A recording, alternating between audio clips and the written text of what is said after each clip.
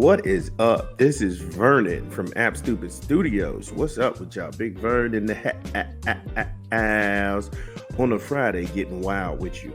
This is a show within a show because we've got the show already formatted and put together for Friday. But again, in sports media, you just got to go with everything. So the NBA draft just wrapped up yesterday and Bronny James went to LA. Shocker. But he's not what LA needed. The whole father-son thing, the Lakers are going to milk that for what it's worth. But again, Bronny James is not what the Lakers needed, especially when you had LeBron James and Anthony Davis threaten the front office about getting someone else that they can go ahead and build around and another elite player trying to force a big three when the Lakers don't have the draft capital, they don't have the money, and these trade scenarios to bring other players there don't exist under the new rules. We'll get into that and much more when we come back from a quick 20 from an unofficial sponsor of the show. This is Big Vern at App Stupid. Drop the spot.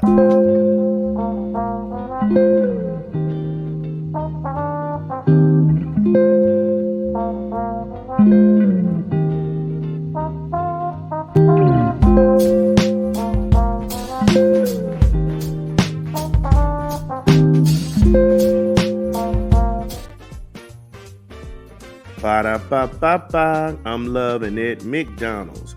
Order online, download the app, or visit your folks at your local McDonald's.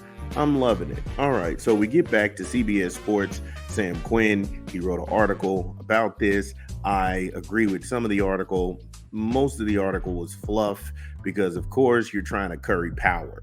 And when I say you're trying to curry power instead of call it out, I'm talking about the agent class. Now, that's something that no one is going to talk about because the agents is how you gain access to the athletes. And Rich Paul is a very powerful agent. You have the owner class, which will not be criticized whatsoever because the agents, the owners, if they have a favorable view of said reporter, you're going to get exclusives off the records and you're going to get a lot of information that'll be used to either sink or uplift a player. That's how that works. And then if the agents need to actually counter the owners, then you're going to have a different narrative pushed in the media. So you see where everybody's power is. Unfortunately, the players, they have very little. And Bronny James, in many ways, the quintessential addition to the post-2020 Laker championship. Think of all of the big names they've added to that roster since then. The ill-fated Andre Drummond signing in 2021, the Russell Westbrook disaster. I don't agree that was a disaster. Russell Westbrook was bought in so LeBron could close in on Kareem Abdul-Jabbar's record. Once he obtained the record, then they got rid of Russell. Because you can't tell me the guy played on another team in LA. He played in another team in LA and he was a force. So what was different? He wasn't made to be the scapegoat. That was different. The minimum signings like Carmelo Anthony, which Carmelo should have just stayed in Portland. I felt like when Carmelo went to try and play with LeBron, it was ring chasing. And so really, again, that's why I said in the Sam Quinn piece, I just didn't agree with some of this. Some of this, he was right on the money, but most of this, you have to give context because the league was done with Carmelo Anthony. He went and worked out for Portland and him and Damian Lillard. And I mean, yes, Carmelo was coming off the bench, but young guys could have benefited from him. The moment that he left, things just went downhill for Portland. I'm a Portland fan, so I know this. And DeAndre Jordan.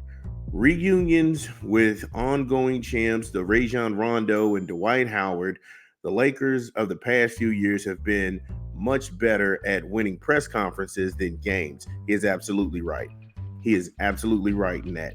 No lies detected in that statement at all. Since 2020, they've stockpiled more names than championships. But go on, sir, you were saying. Now, Quinn writes, Bronny fell to number 55 for reasons that extended beyond Rich Paul's Australia threats.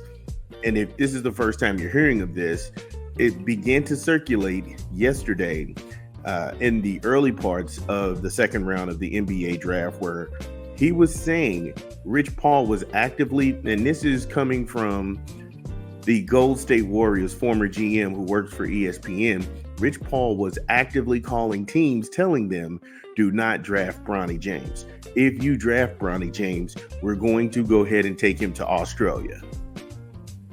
And he kept doing that. He was actively doing that. And then when it was broke on the air, the look on Stephen A. Smith and the look on the faces of Wojnarowski, they were both just sitting there with this smug look like, wait a minute, he's doing what? Yeah, that's what it was. He was a late second round pick because he was projected to go late. And one thing that I hated about the second round of the NBA, which I'll do another video about how the second round of the NBA draft was way better than the first round. And it had more quality guys than I thought that went in the second round than they did in the first round. However, proceed. And while there are obvious exceptions, late second round prospects rarely impact short-term championship pursuits. End quote. So yes, these guys that they pick up late second round, when they go to a team that is hoping to get back into title contention, it never works out. So because it never works out, why did they do this? And that's a lot of words that Quinn uses to say he's not good. And if his father wasn't LeBron James and he didn't have a powerful sports agent, you wouldn't be there. We're being brutally honest. And why didn't anybody tell them to do that? The number 55 pick was a low upside asset anyway. So fame aside, using it to potentially keep your best player happy and tied to the franchise, they deem that reasonable. I don't view that as reasonable. The inmates are running the asylum right now. If this stunt doesn't work out, then who's at fault? Look how powerful LeBron James is. He got the organization to hire a coach who's never coached anywhere before. And he got his son drafted, who didn't show any level of NBA talent on a USC team that arguably played in the Pac-12, the last year of the Pac-12. And if you say USC wasn't a good team, that would only hurt Bronny James more. If you say USC wasn't a complete team, or at least if you say they were a weak team and he wasn't the best on a weak team, that's not going to help that argument. Don't give me this, he showed out in the combine. He's been around the combine all of his life.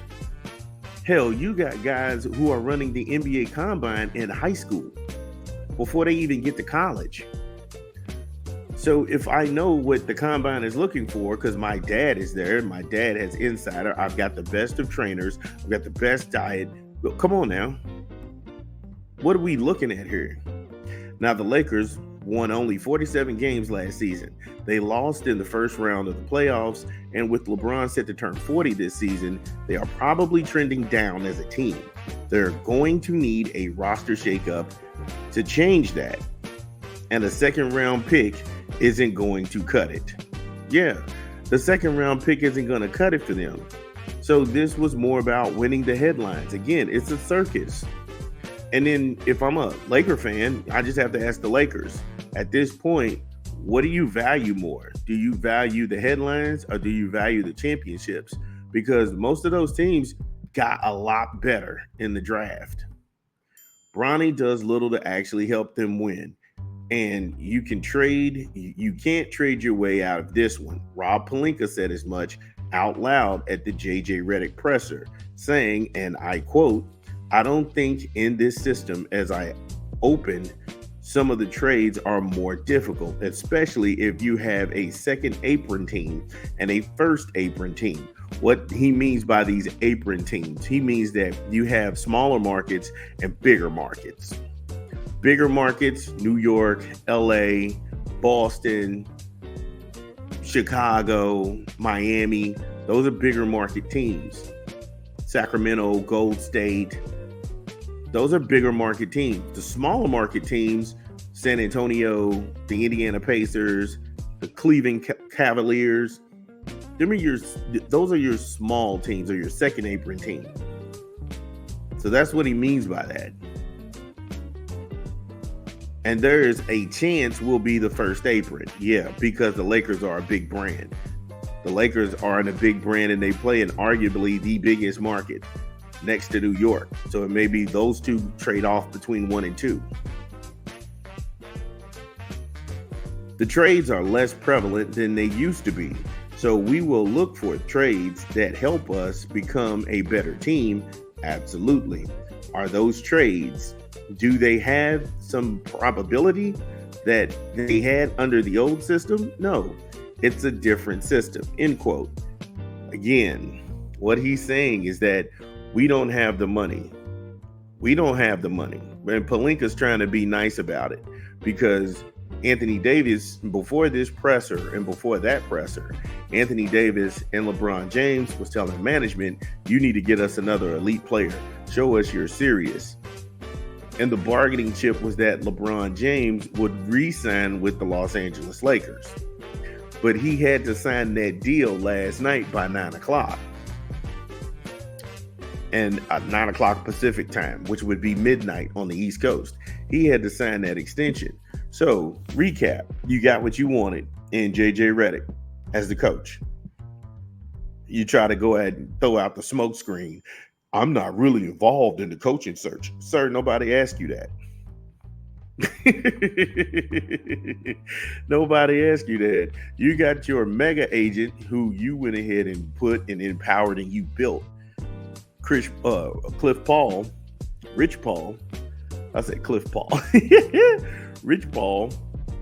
And this dude is threatening teams. If you take Bronny, he's not going to play for you. He's going to play in Australia.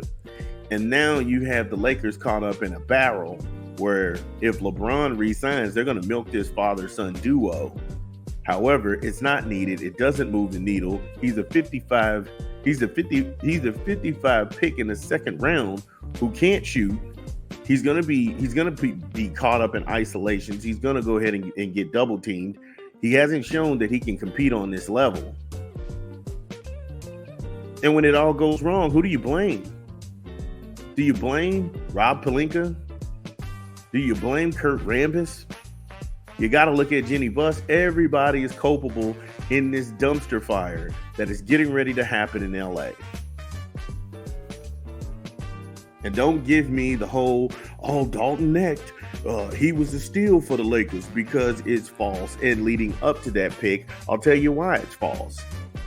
It's false because Palinka, he told the Lakers, explore the trade before taking him, but again cited the new rules as an obstacle. So miss me with the kid. Oh, he can help the Lakers get, man, look. They was looking to even trade him. They didn't want him. This was admitted in the pick. And Dalton is way better than Bronny. And they was looking to shop Dalton. Again, if I'm a Laker fan, I don't feel good about this. I don't feel good about this. This is a recipe for a disaster. And we'll see how long it takes before there's a complete mutiny. We got more show to go. This is Big Vern at App Stupid.